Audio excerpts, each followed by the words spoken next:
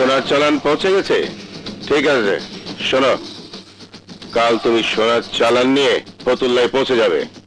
আরে না না, টাকা ক্যাশ পাবে।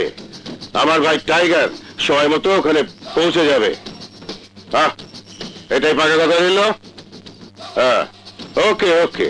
হ্যাঁ, আসসালামু আলাইকুম দাউদ ভাই। আরে ফকিরা, সকাল সকাল খবর কি? দাউদ ভাই, ফকির চান বস্তির চায়ের দোকান ভাঙ্গা আমি বাংলা মদের দোকান বসাইতে চাই, আপনি কি বলেন?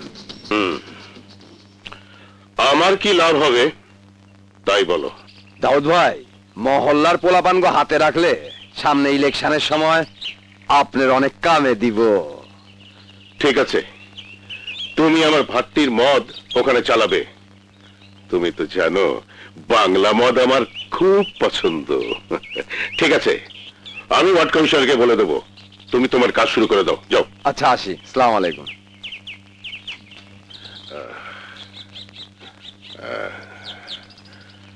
আস্তে আস্তে।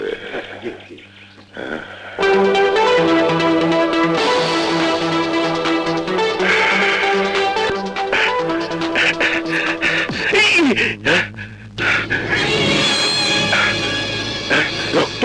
শুয়োরের বাচ্চা, তুই আমার গাল কেটে রক্ত বের করে দিলি।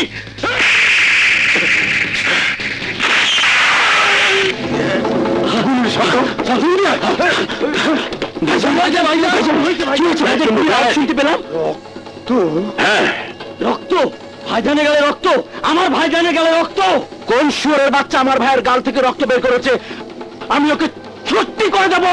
বলো ভাইজান, বলো কি হয়েছে ভাইজান? জলদি কাও, আমার তো সহ্যই থাকবে না, জলদি কাও। ওই শুয়োরের বাচ্চা, নাপিতের বাচ্চা আমার গাল কেটে রক্ত বের করছে। ওই শালা, ওই শালা।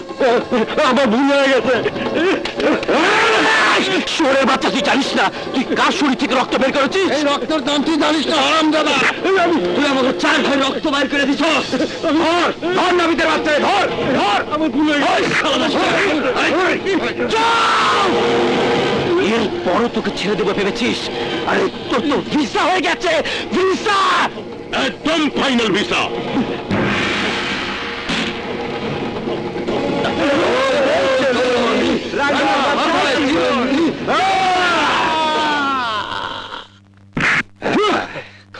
চলো আমিরা, ওই বেটার লাশ গুম করার ব্যবস্থা করো। ঠিক আছে ভাইজান। চল টাইগার। জি ভাইজান। কাল ফতুল্লা ঘাটে সোনার চালান আসছে, মাল নিয়ে ওই বেটা রহমতুল্লাহকে ভিসা দিয়ে দেবে। পারবে তো? পারবো না মানে?